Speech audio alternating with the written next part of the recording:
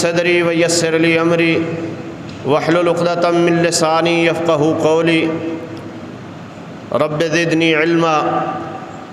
اللہم انفعنا بما علمتنا وعلمنا ما ينفعنا وزدنا علما۔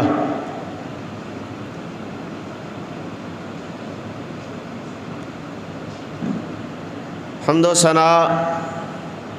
تعریفات و تمجیدات کے لائق اللہ وحدہ لا شریک کی ذات ہے، جو اللہ علام الغیوب ہے، ستار العیوب ہے، غفار الذنوب ہے۔ جمیع صفات اس خالق ارض و سما میں موجود ہیں۔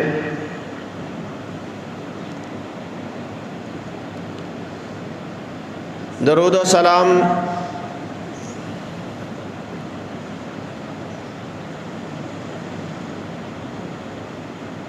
امام کائنات پیغمبر اسلام خاتم الرسل حبیب الہ محبوب کبریا جناب محمد مصطفیٰ صلی اللہ علیہ وسلم کی ذات گرامی پہ احباب ذی وقار اللہ رب العزت نے ہمیں اپنے پیغمبر اکرم الخلائق سید و ولد آدم محمد الرسول اللہ صلی اللہ علیہ وسلم کے امتی بنایا ہے، اور کلمہ اسلام پڑھنے کے بعد جو امت مسلمہ پہ بات لازم ہے وہ امام کائنات جناب محمد الرسول اللہ صلی اللہ علیہ وسلم کے حقوق ہیں۔ ان حقوق کو سمجھنا، اپنی زندگی پہ ان کو لاگو کرنا، یہ سب سے بڑی سعادت مندی ہے۔ کتاب و سنت کے مطالعہ سے جو میرے سامنے محبوب سبحانی کے حقوق آتے ہیں، جو کہ ہر ایک امتی پہ لازم ہیں، آپ احباب کے سامنے رکھنے کی کوشش کروں گا۔ خالق ارض و سما سے دعا ہے اللہ حق بات کو سمجھنے کی توفیق دے، اور جب تک زندہ رہیں اللہ قرآن و سنت کا تابع دار رکھے، کلمہ توحید کی پاسداری کی توفیق عطا فرمائے، اور ہم دل و جان سے محمد کریم علیہ الصلاۃ والسلام کے حبدار ہوں۔ میرے محبوب پیغمبر کا سب سے پہلا حق جو امت پہ ہے، ہر ایک بندہ یہ بات کا دعوے دار ہے کہ میں محمد کو مانتا ہوں صلی اللہ علیہ وسلم، کیونکہ ہر ایک بندے نے اشہد ان لا الہ الا اللہ جو مسلم ہے اس نے پڑھا ہے۔ تو جو آپ کا امتی ہے، جو آپ کی شفاعت کا امیدوار ہے، جو آپ کا محب ہے، جو یہ اپنے اندر خوشی محسوس کرتا ہے کہ میں محمد رسول اللہ صلی اللہ علیہ وسلم کو امتی ہوں، اس کے اوپر رسول اللہ صلی اللہ علیہ وسلم کا پہلا حق یہ ہے کہ وہ نبی کریم علیہ الصلاۃ والسلام پر دل سے ایمان لے آئے، وہ دل سے رسول اللہ کو مان لے۔ رب تعالیٰ نے فرمایا لِتُؤْمِنُوا بِاللَّهِ وَرَسُولِهِ کہ تم اللہ اور اس کے رسول پر ایمان لاؤ۔ یا ایھا الذین آمنوا آمنوا باللہ ورسولہ، اے ایمان والو تمہیں حکم ہے کہ تم جہاں پہ اللہ پہ ایمان لے کر آئے ہو وہاں پہ محمد الرسول اللہ صلی اللہ علیہ وسلم پہ بھی ایمان لے کر آؤ۔ نبی کریم علیہ الصلوۃ والسلام پر ایمان لانا یہ محمد رسول اللہ صلی اللہ علیہ وسلم کا بنیادی حق ہے جو ہم سب پر لازم ہے۔ اور رسول اللہ صلی اللہ علیہ وسلم نے فرمایا امرت ان اقاتل الناس حتی یشہدوا ان لا الہ الا اللہ، مجھے قتال کا حکم ارشاد فرما دیا گیا ہے۔ کب تک میں قتال کروں؟ جب تک کہ لوگ لا الہ الا اللہ نہیں پکار لیتے، وَيُؤْمِنُوا بِي، اور میں محمد پہ ایمان نہیں لے آتے، اس وقت تک میں محمد کو قتال کا حکم ہے۔ کلمۃ اللہ العلیٰ کے لیے نکلو، اٹھو، اور یہ کائنات کے لوگ جب تک لا الہ الا اللہ کی صدا بلند نہیں کر دیتے، اے محمد آپ کو تلوار رکھنے کا حکم نہیں ہے۔ امرت ان اقاتل الناس حتی یشہدوا ان لا الہ الا اللہ ویؤمنوا بی وبما جئت بہ، جب تک لوگ میں محمد کریم علیہ الصلوۃ والسلام کے اوپر ایمان نہیں لے آتے اور اس شریعت کو نہیں مان لیتے جس شریعت کو میں محمد لے کر آیا ہوں۔ اور رسول معظم صلی اللہ علیہ وسلم پہ ایمان لانا ہے زبان سے اقرار، دل سے اس بات کی تصدیق ہو، دل بھی محمد کریم علیہ الصلوۃ والسلام کو اللہ کا آخری پیغمبر تسلیم کرتا ہو، یہ دل کی دنیا بھی محمد رسول اللہ کو اپنا ہادی، اپنا رہبر، اپنا رہنما تسلیم کرتی ہو۔ ورنہ رب کریم نے کچھ لوگوں کا تذکرہ کیا ہے قرآن میں، اللہ سبحانہ و تعالیٰ فرماتے ہیں خالی زبان کے دعوے، جو خالی زبان سے میرے محمد کو مانتا ہے، ایسے لوگ منافق ہیں۔ اذا جاءک المنافقون قالوا نشہد انک لرسول اللہ، آتے ہیں آپ کے پاس، اس بات کا اعلان کرتے ہیں کہ آپ اللہ کے رسول ہیں۔ واللہ یعلم انک لرسول، اے محمد صلی اللہ علیہ وسلم یہ بات بتانے آئے ہیں کہ آپ اللہ کے رسول ہو؟ یہ بات تو اللہ جانتے ہیں کہ تم اللہ کے رسول ہو۔ واللہ یشہد، یہاں پہ انہوں نے آ کر آپ کی دل سے گواہی نہیں دی، یہ زبان کی باتیں کرتے ہیں، ان کے ساتھ اللہ کی گواہی کو ثبت کر لیجئے۔ واللہ یشہد ان المنافقین لکاذبون، اے محمد یہاں پہ یہ بات بھی ثبت کر لو، یہ منافق اپنے دعوے میں جھوٹے ہیں۔ انہوں نے دل سے آپ کو رسول اللہ نہیں مانا، انہوں نے دل سے آپ کو اپنا ہادی و رہبر و رہنما نہیں تسلیم کیا۔ اگر انہوں نے آپ کو اپنا ہادی، رہبر و رہنما اور خاتم النبیین تسلیم کر کے محمد کو رسول اللہ کی حیثیت سے مان لیا ہوتا، پھر ان کے یرانے کفار اور یہود و نصارہ کے ساتھ نہ رہتے۔ جو ان کا ہوتا ہے وہ محمد کا نہیں ہوتا۔ یہ تو اصول ہے، رب کریم نے یہ قرآن پاک میں یہ بات کہی ہے کہ تمہارے لیے لائق نہیں ہے کہ تم اپنی دوستی کے ہاتھ یہود و نصارہ کے ساتھ بڑھاؤ، کیونکہ میرا محمد مبعوث اس لیے کیا گیا ہے کہ یہود و نصارہ کی مخالفت کرے۔ تو اس بندے نے دل سے مانا ہی نہیں ہے جس نے یہود و نصارہ سے اپنے تعلق کو پال رکھا ہے، لہذا یہ لوگ اپنے دعوے میں جھوٹے ہیں۔ لوگوں، پہلا بنیادی حق محمد رسول اللہ کا امت پر یہ ہے کہ دل و جان سے امت محمد رسول اللہ پہ ایمان لے کر آئے، اور جو زبان سے اقرار کیا ہے اس کی تصدیق آپ کا دل بھی کرے، اور اس تصدیق و اقرار کا اثر آپ کے عمل سے ظاہر ہو۔ جب آپ سے کوئی پوچھے کہ اس طرح عمل کیوں کرتے ہو، نماز اس طرح کیوں پڑھتے ہو، آپ کی زبان پہ کلمہ ہونا چاہیے میں کون سا کوئی آوارہ انسان ہوں، میں نے اس نبی کا کلمہ پڑھا ہے جس نے زندگی کے ہر ایک طور طریقے کو بتایا ہے، لہذا میں ایک پیغمبر کا پابند ہوں، میں مقتدی ہوں، میرا ایک مقتدا ہے، میرا ایک رہنما ہے، میں اس کی رہنمائی میں چل رہا ہوں۔ تو تصدیق و اقرار کے بعد مومن کا عمل ثابت کرے کہ یہ واقعہ ہی محمد رسول اللہ پر ایمان لا چکا ہے۔ تو اسی لیے دوسرا حق شریعت نے جو محمد رسول اللہ کا رکھا ہے وہ ہے اطاعت۔ رسول اللہ صلی اللہ علیہ وسلم کی اطاعت کوئی مستحب کام نہیں ہے، کوئی جائز نہیں ہے۔ بعض لوگ کہتے ہیں یہ سنت ہی ہے، اس کی کیا بات ہے، کوئی بات نہیں، چھوڑ بھی تو کوئی حرج نہیں ہے۔ ہم نے سنت کا معنی وہ لے لیا جو نماز کی سنتوں کا ہے۔ حضرات رسول اللہ صلی اللہ علیہ وسلم کی اطاعت واجب ہے، فرض ہے۔ اللہ سبحانہ و تعالی نے قبولیت اعمال میں یہ شرط لگائی ہے، یا ایھا الذین آمنوا اطیعوا اللہ واطیعوا الرسول ولا تبطلوا اعمالکم۔ اگر قبولیت اعمال چاہتے ہو، اللہ سبحانہ و تعالی کے ہاں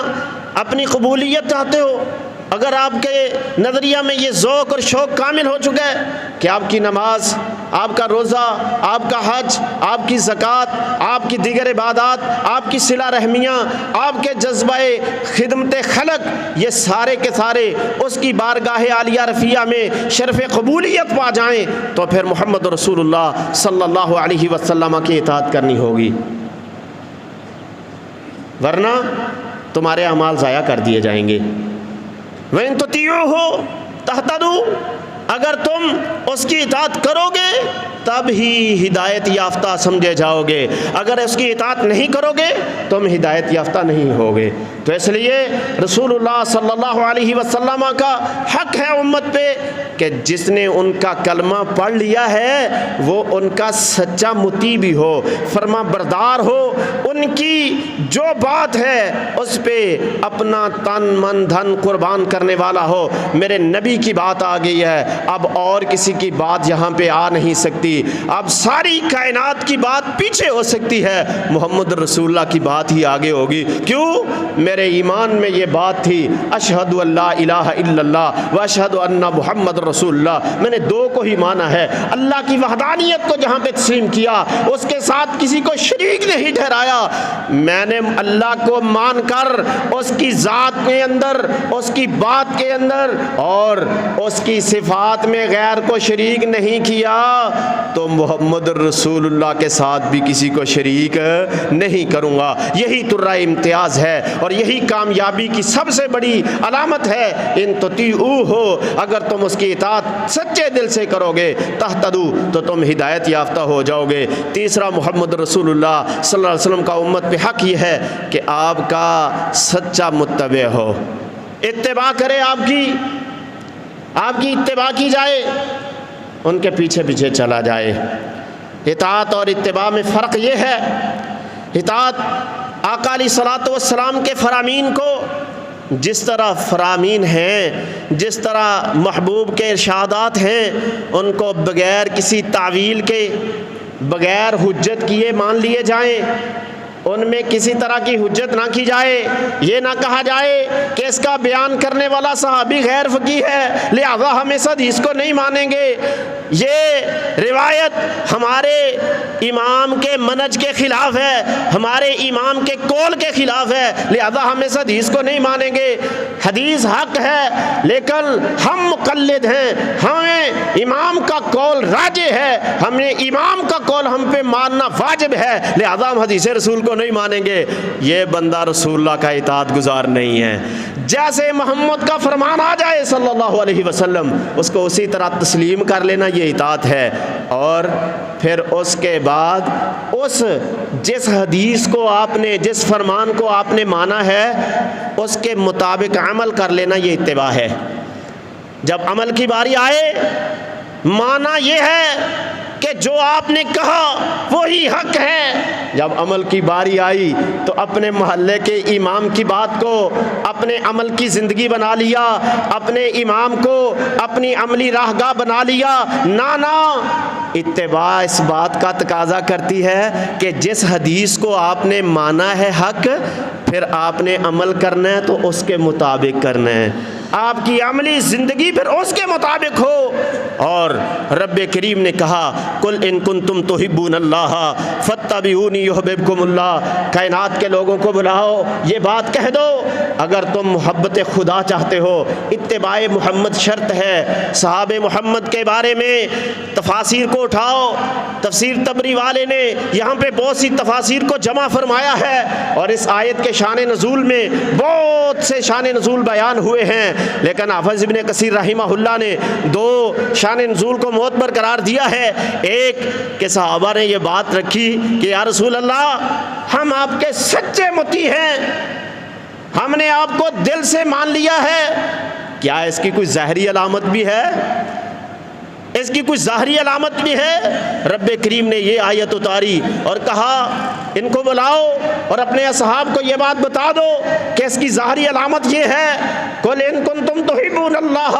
فاتبعونی یحببکم اللہ۔ اتباع تم میں ظاہری عمل آ جائے تو تم سے خدا کی محبت عام ہو جائے گی، اللہ تم سے محبت فرما لیں گے۔ اور دوسرا شان نزول اس کا یہ بیان کیا جاتا ہے کہ یہود کا سردار کعب بن اشرف نے یہ بات کہی کہ یہ مسلمان یہ آج اللہ کا نام لینے لگے ہیں، ہم نحن اشد حبا للہ، ہم ساری کائنات سے بڑھ کر اللہ سبحانہ و تعالیٰ سے محبت کرنے والے ہیں، نحن اشد حبا للہ، ہم سب سے زیادہ سخت ہیں اللہ کی محبت میں۔ اللہ سبحانہ و تعالیٰ نے کہا اے محمد صلی اللہ علیہ وسلم اس یہودی کو بلاؤ اور اسے کہو قل ان کنتم تحبون اللہ، اگر تم اس دعوے میں سچے ہو کہ ہم اللہ کے محب ہیں اور اللہ ہمارا محبوب ہے، سب سے زیادہ ہم اللہ سے محبت کرنے والے اور اللہ ہم سے محبت کرنے والا، پھر ان سے یہ بات کہو کہ اس کا فقط راستہ محبت خدا کا تو محمد کی اتباع ہے، اور اس سے تو تم کوسوں اور ہزاروں دور ہو، تم تو سینکڑوں میل اس سے دور بھاگ رہے ہو، اور تم دعویٰ یہ کرتے ہو کہ ہم اللہ کے محب ہیں۔ اس کا فقط ایک ہی راستہ ہے اللہ کی محبت کا، وہ ہے محمد کریم کی اتباع۔ لہٰذا یا تو تم محمد کی اتباع ثابت کرو اپنے اعمال میں، ورنہ تم اپنے دعوے میں جھوٹے ہو یہودیو۔ قل ان کنتم تحبون اللہ فاتبعونی یحببکم اللہ۔ اگر کوئی بندہ آج یہ دعویٰ کرے کہ میں محمد کریم علیہ الصلاۃ والسلام کا ماننے والا ہوں اور پھر وہ آپ کا متبع نہ ہو، اعمال میں رسول اللہ کی اتباع کرنے والا نہ ہو، تو پھر وہ اپنے دعوے میں جھوٹا ہے۔ لوگو رسول اللہ صلی اللہ علیہ وسلم کے طریقے کی نماز پڑھ، کیسا تو متبع ہے کہ تیرا دعویٰ ہے کہ میں محمد کو مانا ہے، اور نماز کی باری ہے تو حنفی نماز پڑھے، تو شافی نماز پڑھے، تو حنبلی نماز پڑھے، تو اپنے اپنے امام کا لیبل لگا کر اس کے طریقے کے مطابق نماز پڑھے، اور صحیح احادیث کا انکار کر کے محمد رسول اللہ صلی اللہ علیہ وسلم کے طریقے کو پیچھے چھوڑ دے۔ کیسی اتباع ہے، کیسا دعویٰ ہے، گویا تو نے محمد کریم کو پہچانا ہی نہیں ہے، ان سے ان کی اتباع کا تو نے دم بھرا ہی نہیں ہے، تو نے رسول اللہ صلی اللہ علیہ وسلم کی قربت حاصل ہی نہیں کی ہے۔ لہذا حضرات، خواہ عبادات ہو، اعتقادات ہو یا معاملات زندگی ہو، رسول اللہ صلی اللہ علیہ وسلم کی شریعت میں ہر ایک چیز کی وضاحت موجود ہے، اس کے مطابق ہی ہماری نماز ہو، اس کے مطابق ہی ہمارا روزہ، حج، زکوٰۃ اور عمرہ، جہاد، اور اسی کے مطابق ہماری تجارتیں ہوں، اسی کے مطابق ہمارے لین دین ہو، اسی کے مطابق ہماری شادیاں ہوں، اسی کے مطابق ہی ہماری فوتیدگیاں ہوں، تب تو پتہ چلے کہ یہ کون ہے، یہ مسلمان ہے۔ یہ اس طرح کیوں کرتے ہیں جی، یہ اس طرح کیوں کرتے ہیں، پوچھنے والے پوچھیں یہ اس طرح کیوں کرتے ہیں؟ کہتے جی ان کا ایک نبی ہے جو ان کو وہ کہتا ہے یہ ویسے کرتے ہیں۔ اس کی مثال کیا ہے؟ اصحاب محمد چھپ کر بیٹھ کر پیشاب کرتے، کفار نے اعتراض کیا یہ عورتوں کی طرح پیشاب کیوں کرتے ہو،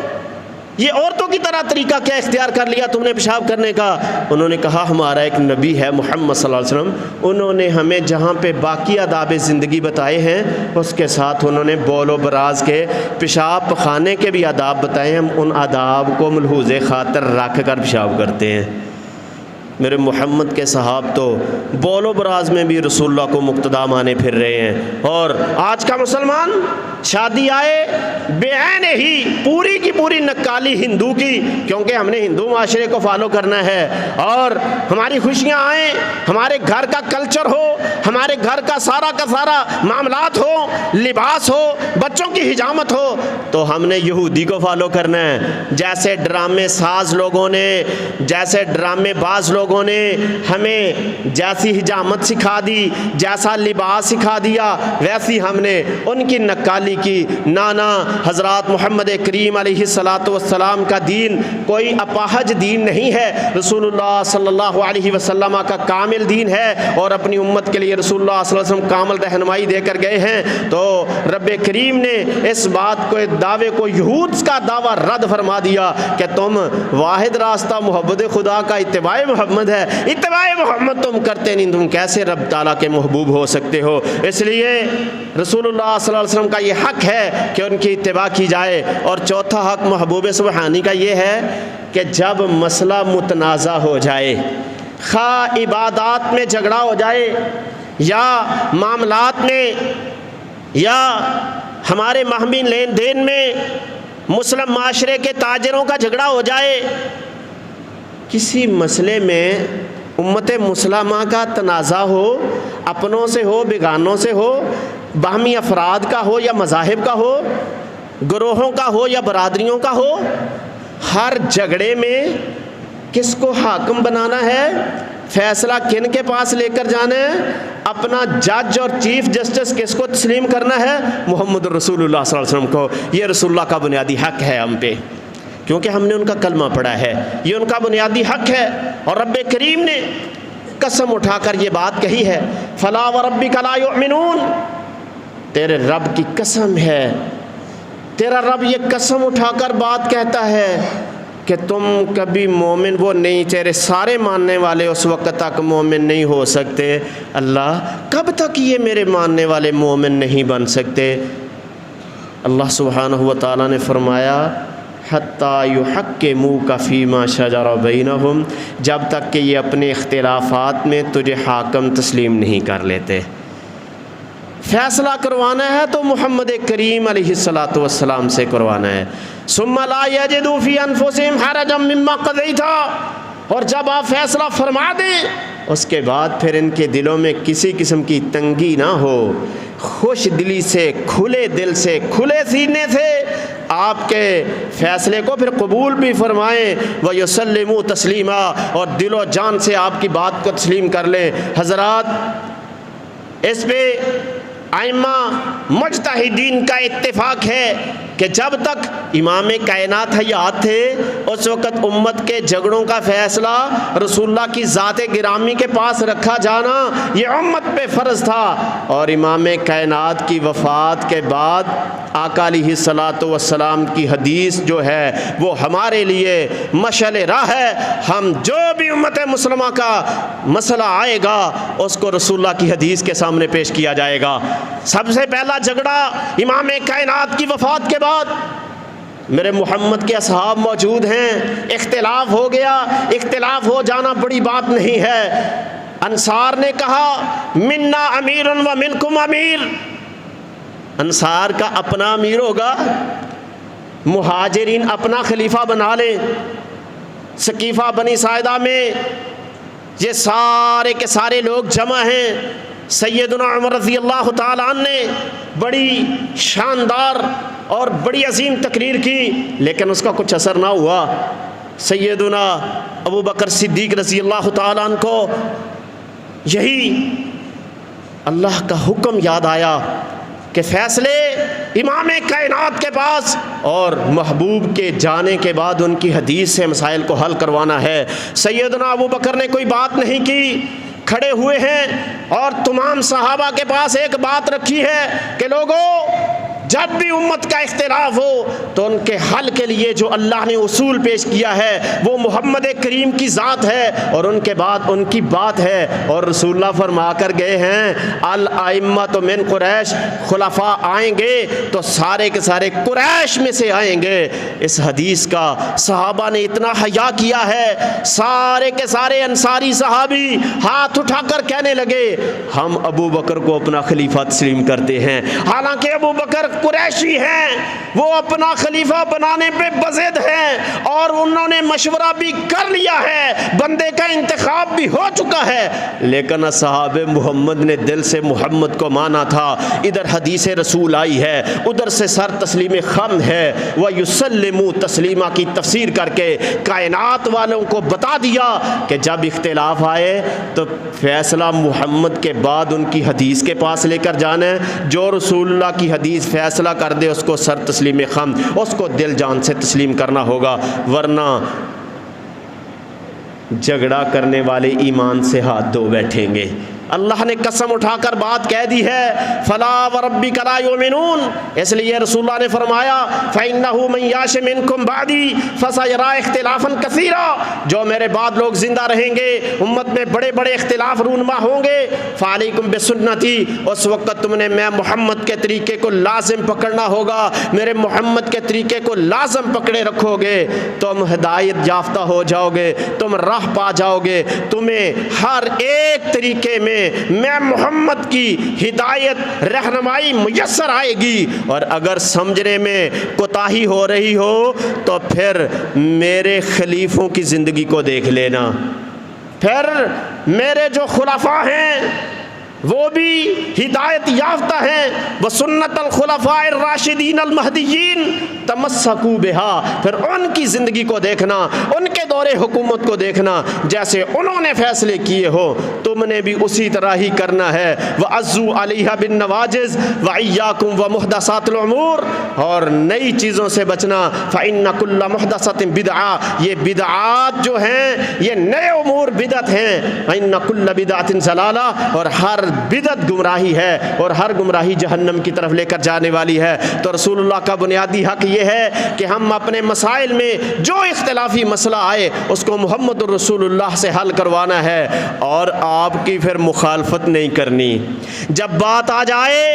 تو پھر رسول اللہ کی اتباع کرنی ہے، آپ کی مخالفت نہیں کرنی. رسول اللہ صلی اللہ علیہ وسلم کا جنہوں نے دین مانا ہے، جنہوں نے محمد کو مانا ہے، ان پہ یہ بھی لازم ہے لا یؤمن احدکم حتی یکون ہواہ تابعا لما جئت بہ. محمد کریم نے فرمایا وہ بندہ اس وقت تک مومن نہیں ہو سکتا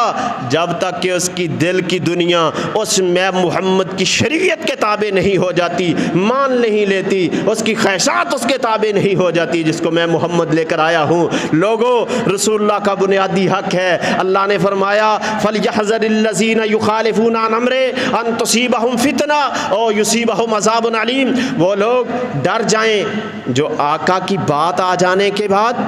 اپنے امام، اپنے سائیں، اپنے پیر مولوی کی بات کو مان کر رسول اللہ کے طریقے کی مخالفت کرتے ہیں، رسول اللہ کے امر کو چھوڑ دیتے ہیں. ایسے لوگ بچ جائیں، ان کے لیے ریڈ لائن ہے. بچ جائیں وہ لوگ جو رسول اللہ کی مخالفت کرتے ہیں، ان کو دنیا میں آزمائش سے دوچار کر دیا جائے گا اور آخرت میں عذاب علیم میں گرفتار ہوں گے وہ لوگ. تو رسول اللہ کی مخالفت نہیں کرنی، ان کی اتباع کرنی ہے، ان کی اطاعت کرنی ہے، ان کی مخالفت نہیں کرنی. اور رسول اللہ صلی اللہ علیہ وسلم کا چھٹا حق یہ ہے کہ آپ کے فرامین کو کافی سمجھنا ہے.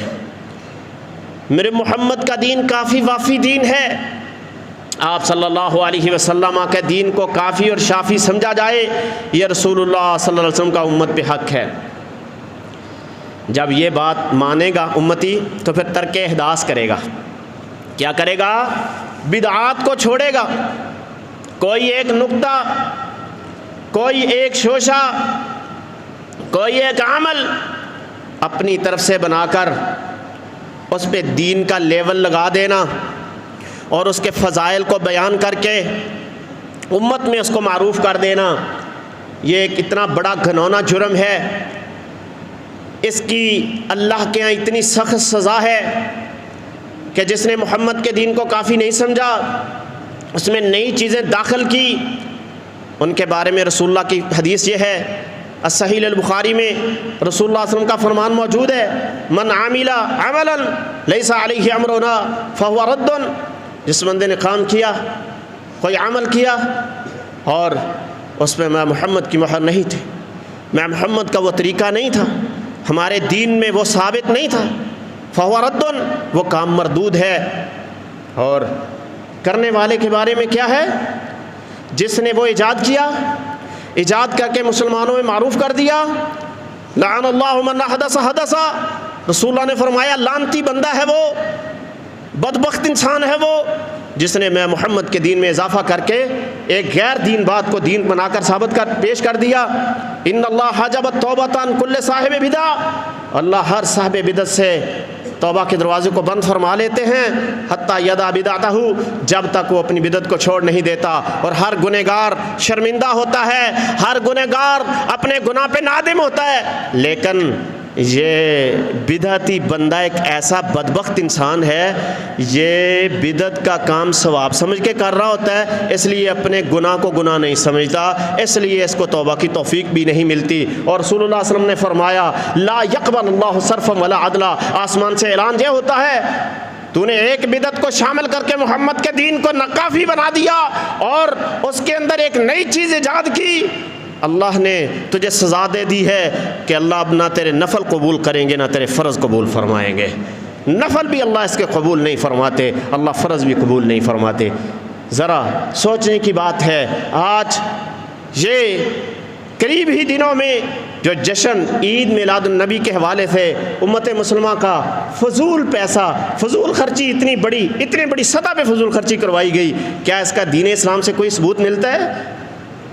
آج ہمارے لیے جو رسول اللہ، ہم نے کلمہ پڑھا ہے محمد رسول اللہ کا، اور اختلافات میں چلو امت میں اختلاف آ گیا، ایک کہتے ہیں کہ اس دن عید منانی ہے، ایک گروہ کہتا ہے نہیں منانی، تو آؤ حدیث رسول کے پاس اس مسئلے کا حل ڈھونڈ لو، کتب احادیث موجود ہیں، پوری امت کا دین مجموعہ موجود ہے۔ اللہ رحمت فرمائے محدثین پہ جنہوں نے صحیح اسناد کے ساتھ محمد رسول اللہ صلی اللہ علیہ وسلم کے پورے دین کو جمع فرما دیا، اس کے اندر کوئی دور بتاؤ تو صحیح، اور میرے محمد کی زندگی تو قبل از نبوت بھی محفوظ ہے، رسول اللہ کی زندگی بعد از نبوت بھی محفوظ ہے، اس کے اندر ایک مرتبہ نہیں، اگر پوری زندگی کو دیکھو تو 63 مرتبہ، اگر نبوت کے اقتدار دور کو دیکھو تو 23 مرتبہ، اگر کامل اقتدار کے دور کو دیکھو تو 10 مرتبہ یہ دن آیا ہے۔ ایک مرتبہ بھی عید کے طور پہ منانا یا ایسی ترغیب دینا رسول اللہ صلی اللہ علیہ وسلم سے ثابت ہو۔ نبی کریم علیہ الصلوۃ والسلام کے محب کون بڑا محب ہو سکتا ہے سیدنا ابو بکر سے، جنہوں نے تلوار اس بات پہ نکال لی تھی کہ کون ہے بندہ جو آج زکوٰۃ کا انکار کرے، جبکہ میرے محمد نے زکوٰۃ کا اصول نصاب بنا دیا، آج نماز پڑھو تم اور زکوٰۃ نہ دو، ایسے کیسے ہو سکتا ہے؟ اور خلیفہ ابو بکر ہو، ان اقاتلو من فر لا اقاتلن من فرق بین الصلاۃ والزکاۃ، میں تو ضرور بضرور قتال کروں گا اس بندے سے جو رسول اللہ کے بتائے ہوئے طریقے کو چھوڑے، زکوٰۃ نہ دے اور نماز پڑھے، میں قتال کروں گا منکرین زکوٰۃ سے، اور وہ تو رسول اللہ کے طریقے کو چھوڑنے والوں سے قتال کرتے ہیں۔ کیسے ہو سکتا ہے؟ رسول اللہ میلاد کا حکم دے کر گئے ہوتے، عید میلاد النبی منانے کا حکم دے کر گئے ہوتے اور صحابہ نہ مناتے، اور پھر آپ کے گھر کا خلیفہ سیدنا علی رضی اللہ تعالیٰ عنہ کا دور اقتدار بھی تو آیا ہے، سیدنا امیر معاویہ کا دور اقتدار بھی تو 20 سال کا گزرا ہے، ائمہ مجتہدین کی زندگیاں بھی تو پڑھ لو، اور فقہاء اعظام، اور جنہوں نے ساری رات رسول اللہ کی حدیث کی پہرے داری میں بیداری میں گزار دی، جنہوں نے شادیاں نہ کروائیں محمد رسول کی حدیث کی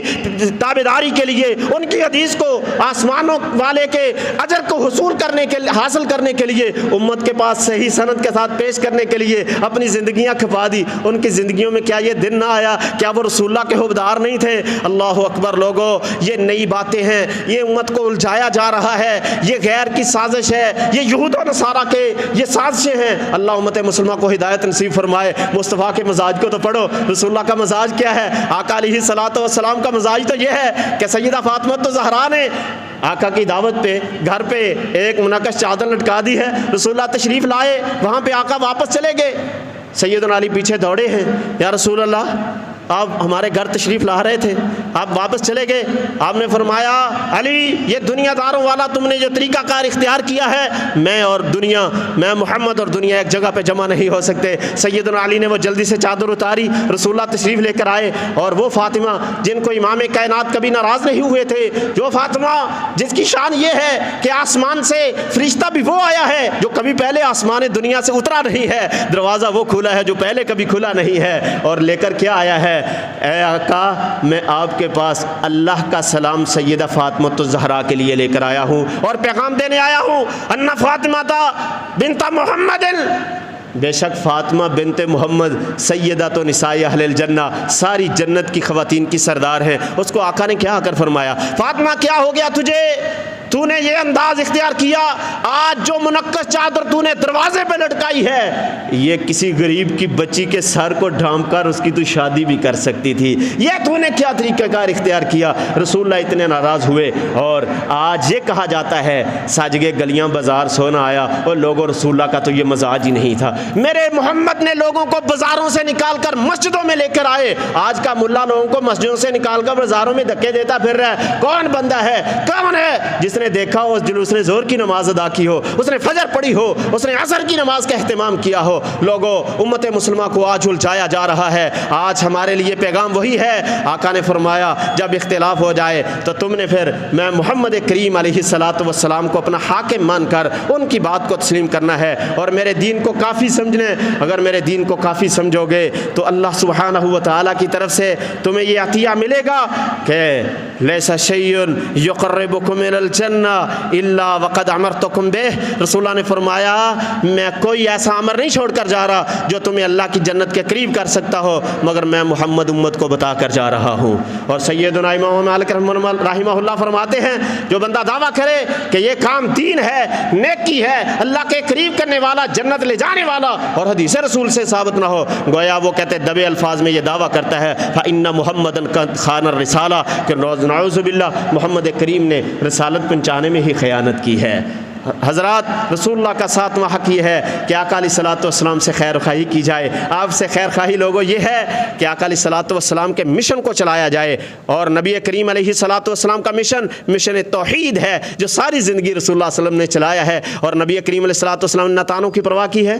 نہ لوگوں کی باتوں کی پرواہ کی ہے، نہ لوگوں کے ہمروں کی پرواہ کی ہے، مشن توحید کو چھوڑا نہیں ہے۔ آج ہم توحید کی بات کرنے سے اکتاتے ہیں، کتراتے ہیں، کہیں فلاں چودھری صاحب ناراض نہ ہو جائیں، فلاں سردار ناراض نہ ہو جائے۔ لوگوں توحید کی بات آئی، رسول اللہ نے مکے کی پوری سلطنت کی مخالفت لے کر اکیلے کھڑے ہو گئے ہیں، چچے نے یہ الفاظ کہہ دیے تبا لک یا محمد، لیکن رسول اللہ نے پھر بھی مشن نہیں چھوڑا، رسول اللہ کے اوپر روج پھینکا گیا پھر بھی مشن نہیں چھوڑا، پتھر لگے ہیں امام کائنات نے پھر بھی مشن نہیں چھوڑا، رسول اللہ کو مکہ کی وادی سے نکال دیا گیا مشن نہیں چھوڑا، رسول اللہ کے ساتھ جنگیں لڑی گی مشن نہیں چھوڑا، آقا کے ذات ابو جہل نے بدتمیزی کی، سیدنا حمزہ کو خبر پہنچی، جا کر خود مار کر حمزہ نے ابو جہل کا سر زخمی کر کے کہا محمد جی آج خیر خواہی کو زندہ کر آیا ہوں، میں نے آپ کے دشمن سے بدلہ لے لیا ہے۔ میرے محمد نے کیا کہا تھا، یہ خیر خواہی میں محمد کو قبول نہیں ہے چاچا،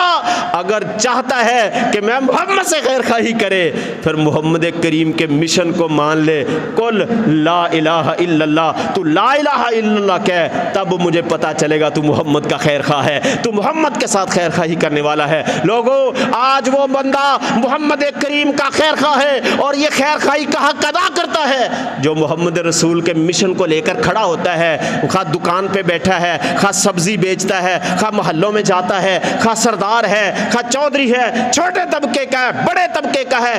ٹیچر ہے، ڈاکٹر ہے، کسی شعبے سے تعلق رکھتا ہے، رسول اللہ کا منہج لیے بیٹھا ہے، توحید کا پرچار کر رہا ہے تو رسول اللہ کا خیر خواہ امتی ہے، ورنہ وہ رسول اللہ سے خیر خواہی کرنے والا نہیں ہے۔ رسول اللہ کا 8واں حق ہم پہ یہ ہے کہ رسول اللہ سے محبت کی جائے۔ آپ نے لا یؤمن احدکم حتی اکون احب الیہ من والدہ ولدہ والناس اجمعین، جب جرگاریں پڑیں گی تو پھر محمد کو چھوڑ کر بھاگ جاؤ گے، لوگوں چھوڑنا نہیں ہے۔ پھر جب اپنے تکلیفیں دیں،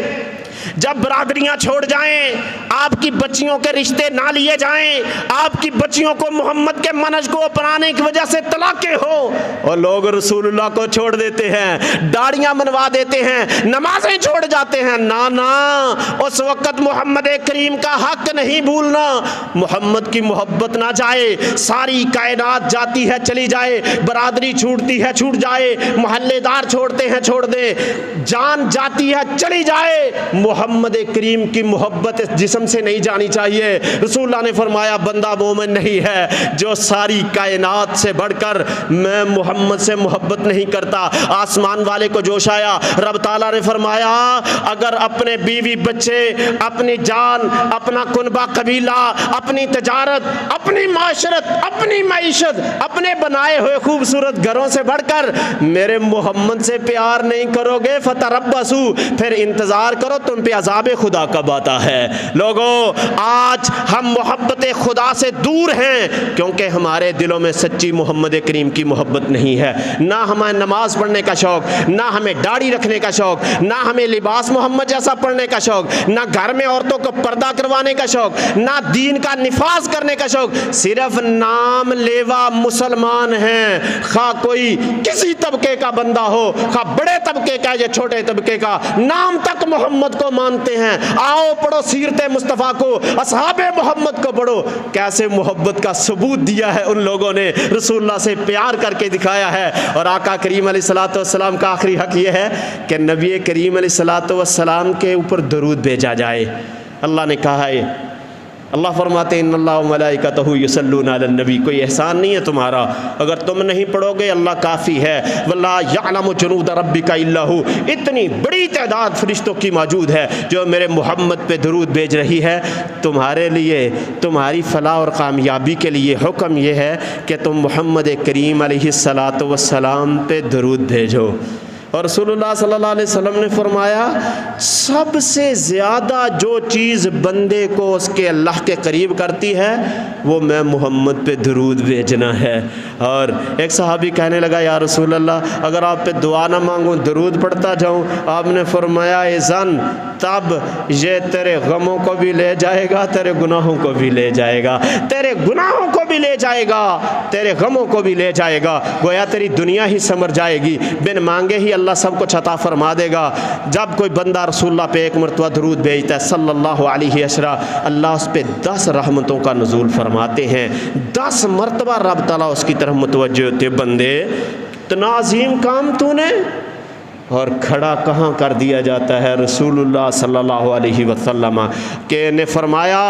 جمعہ والا دن ہوتا ہے ان فی الارض لملائکۃ سیاحین، زمین پہ اللہ کے فرشتوں کی بہت بڑی جماعتیں درود ہی اکٹھا کرتی ہیں۔ درود پڑھنے والے جو رسول اللہ صلی اللہ علیہ وسلم پہ درود بھیجتے ہیں اکٹھا کر کے رسول اللہ پہ پیش کیا جاتا ہے۔ اس لیے لوگوں رسول اللہ صلی اللہ علیہ وسلم کا یہ حق ہے کہ نبی کریم علیہ الصلوۃ والسلام سے دل و جان سے، شوق سے، ذوق سے، معنی پہ غور کر کے کم از کم صبح و شام 10 مرتبہ درود بھیجا کرو۔ رسول اللہ کی حدیث ہے، آپ نے فرمایا جو بندہ صبح و شام 10 مرتبہ درود پڑھتا ہے حلت لہو شفاعت یوم القیامہ، اس کو قیامت والے دن میں محمد کی شفاعت نصیب ہو جائے گی۔ آخر دعوایان الحمدللہ رب العالمین۔